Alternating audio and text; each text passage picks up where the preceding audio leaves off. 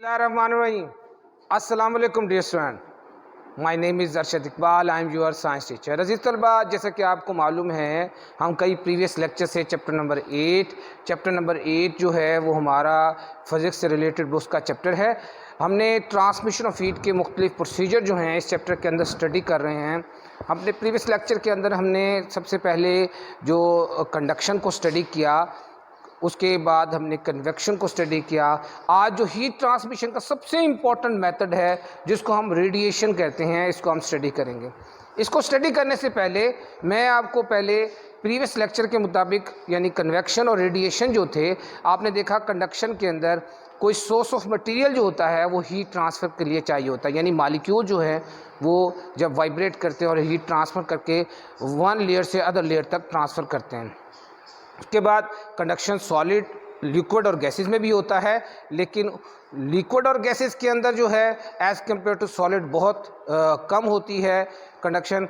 उसके बाद कन्वेक्शन जो है, कन्वेक्शन जो हीट ट्रांसमिशन है ये जस्ट होती ही यानी लिक्विड और गैसेस के अंदर था। यानी आपने देखा इन दोनों ट्रांसमिशन ऑफ हीट के अंदर सोर्स ऑफ मटेरियल चाहिए हीट को ट्रांसमिशन के लिए।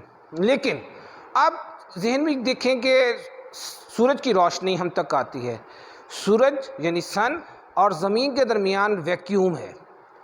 अब वहाँ पर कोई सोर्स ऑफ मटेरियल मौजूद नहीं है, पहला क्वेश्चन। तो वहाँ से सूरज की रोशनी से यानी सूरज की हीट जो है वो ज़मीन तक किस मेथड से पहुँचती है, नंबर 1 क्वेश्चन। नंबर 2 क्वेश्चन जो हमारे जहन में अराइज होता है वो ये है कि मैंने आपको बताया कि water and air are a bad conductor, यानी बैड कंडक्टर होते हैं। फिर हीट हम तक कैसे ट्रांसफ़र होती है, जब हम हीटर के पास खड़े हों या जब हम धूप में खड़े हों तो सूरज की हीट जो है वो हम फील कर रहे होते हैं। तो वो जो इन सवालों का जवाब ये है कि इसका मतलब है कि कोई थर्ड मेथड भी है जो हीट ट्रांसमिशन करते हैं, और इस थर्ड मेथड को हम रेडिएशन कहते हैं।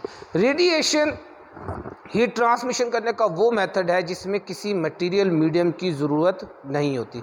सबसे पहले हम अपने बुक की पेज नंबर 85 में जो रेडिएशन का फर्स्ट पैराग्राफ है, बहुत इंपॉर्टेंट डेफिनेशंस है, इसको साथ हाईलाइट भी करेंगे और मैं इसको आपको रीड भी करवाता हूँ। The transfer of heat energy from a hot body to cold body directly without heating the space को हीट किए हुए बगैर, in between the two bodies, दो बॉडीज़ के दरमियान, इज़ कॉल्ड रेडिएशन। यानी जो ट्रांसफ़र ऑफ हीट एनर्जी है हॉट बॉडी से कोल्ड बॉडी के लिए डायरेक्टली जाती है विदाउट हीटिंग द स्पेस को हीट किए बगैर, in between the two bodies is called radiation. इनको हम रेडिएशन कहते हैं। हीट एनर्जी हम तक, जैसे कि हम सूरज के आगे बैठे हैं और हमें वो गर्मी महसूस हो रही है, तो वो या हीटर के आगे बैठे हैं तो हमें गर्मी महसूस हो रही है, तो वो जो हीट एनर्जी हम तक पहुंची है वो थ्रू रेडिएशन पहुंची है, नंबर 1। और जैसे कि मैंने वही क्वेश्चन बताया, एयर या वाटर जो है इज़ अ बैड कंडक्टर होता है ही, तो इसलिए वहाँ से तो हीट हम तक ट्रांसफ़र हो ही नहीं सकती क्योंकि वो बैड कंडक्टर है। लेकिन फिर भी हम तक जो हम फील कर रहे होते हैं, वार्म एयर को फील कर रहे होते हैं, उसकी वजह भी ये होती है कि वो रेडिएशन के ज़रिए जो वह हीट हमारे पास पहुँची। Number 3, if we put hurdle, अगर हम अपने दरमियान में और जो सोर्स ऑफ हीट के दरमियान में कोई हर्डल आ जाए, जैसे अक्सर ऐसे होता है कि आप दरख्तों की छांव के नीचे चले जाते हैं, उसकी वजह ये होती है एक तो वहाँ पर जो दरख्त है वो अब रेडिएशन और हमारे दरमियान में एक हर्डल पैदा होगी, एक रुकावट पैदा होगी, और सूरज की और हीट की जो डायरेक्ट वेव जो हम तक आनी है वो नहीं आ रही, जिसकी वजह से हम वो गर्म यानी जो हॉट एयर हैं उसको हम फील नहीं करते। आप इस छोटे से एक्सपेरिमेंट को घर में परफॉर्म करते हैं। जब आप हीटर के आगे बैठे हैं, अपने हीटर के दरमियान में और अपने दरमियान में कोई हर्डल, कोई प्लास्टिक, कोई कार्डबोर्ड अगर रख दें तो आप देखेंगे कि आपको जो है वार्म एयर जो है वो फील नहीं होगी, यानी उसके दरमियान में। इसका मतलब वो रेडिएशन के ज़रिए डायरेक्टली जो हीट रेडिएशन थी वो आप तक पहुंच रही थी। तो ये तरीक़ेकार था रेडिएशन का हीट की ट्रांसमिशन करने का। अजीज़ तलबा, हमारे बुक के कोर्स की बुक के अंदर पेज नंबर 86 पर 2 एक्टिविटीज़ हैं, जिसमें फ़र्स्ट एक्टिविटीज़ जो है वो a good absorber of heat and good radiator of heat, इसको हम स्टडी करेंगे। सबसे पहले आप 2 केन्स ले लें, एक केन के ऊपर आप ब्लैक कलर कर दें, दूसरा केन लें, उस केन के ऊपर आप सिल्वर कलर कर दें, छोटा सा टिनी होल करें, ओपन करें, जिसमें से थर्मामीटर पास हो जाए।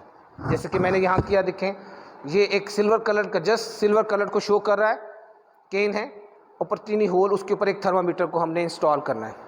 दूसरा आप जस्ट ब्लैक कलर में, जैसे मैंने पिंक कलर में कर दिया, ब्लैक कलर कर दें उसके ऊपर, और उसके ऊपर एक टिनी होल करने के बाद आप उसके अंदर थर्मामीटर को इंस्टॉल कर दें। अब आप इन दोनों को एक ही वक्त, और इनिशियल टेम्परेचर जो है इसका, आप इन दोनों के टेम्परेचर थर्मामीटर से है रीडिंग को नोट कर लें। इनकी जब आप रीडिंग नोट कर लेंगे, अब इन दोनों कैंस को आप किसी ऐसी जगह पर जहाँ जैसे कि वार्मथ जगह स्पेस है, जहाँ पर हीट वेव्स डायरेक्टली उनके ऊपर आ रही हैं, उन दोनों को केन्स को आप देखें। कुछ टाइम के बाद आप जब टेम्परेचर को नोट करेंगे कि किसका टेम्परेचर सबसे पहले इंक्रीज़ हुआ, तो जब आप उनका रीडिंग का डिफरेंसेस देखेंगे तो आप देखेंगे कि ब्लैक जो केन था, ब्लैक कलर्ड का केन था, उसका temperature as compare to silver coloured can से ज़्यादा इंक्रीज़ हुआ। यानी ब्लैक कलर्ड केन का टेम्परेचर जो है वो बढ़ गया as compare to silver coloured can की वजह से। इससे ये बात प्रूव्ड हुई कि ब्लैक बॉडी जो है वो गुड एब्जॉर्बर ऑफ हीट है, और जो सिल्वर बॉडी है वो जो है वो गुड एब्जॉर्बर ऑफ हीट नहीं है। अब इस एक्सपेरिमेंट को ऑपोजिट परफॉर्म करें। अब इन दोनों कैंस को उसी तरह आप ठंडी जगह पर देखें, और आप देखें कि किसका टेम्परेचर पहले फॉल डाउन होता है। कुछ देर के बाद जब फिर दोबारा आप इन दोनों कैंस का टेम्परेचर नोट करेंगे तो आप देखेंगे कि ब्लैक कलर की जो केन होगा, इसका temperature as compare to silver colour can के मुकाबले में जल्दी डाउनफॉल हुआ है। यानी इससे साबित हुआ कि जो ब्लैक कलर्ड ऑब्जेक्ट्स होते हैं is a good absorber and good radiator of heat. Black colour जो ऑब्जेक्ट्स होते हैं good absorber and good radiator of heat होते हैं। तो इसको इसी एक्सपेरिमेंट एक्टिविटीज़ के लिए आपने देखा होगा कि गर्मियों के अंदर हम लाइट कलर के क्लोथ्स जो हैं, कपड़े जो हैं वो पहनते हैं, और सर्दियों के अंदर हम जो है जो कलर्ड ज़्यादा डार्क कलर्ड के कपड़े पहनते हैं, तो उसकी वजह भी यही होती है। उसके बाद हमारे पेज नंबर 86 के अंदर जो हमारी एक्टिविटी 8.7 है, उसके अंदर भी आप देखें आपकी डायग्राम बनी हुई है। आप एक हीटर के पास दो रॉड रख दें, एक सिल्वर कलर की रॉड रखें, एक ब्लैक कलर की रॉड रखें, और अब उनका आप जब वैक्स उसके साथ लगा दें, और जैसे ही आप हीटर को ऑन करेंगे तो आप देखेंगे कि कौन सी वैक्स जलती में सेम डिस्टेंस होना चाहिए।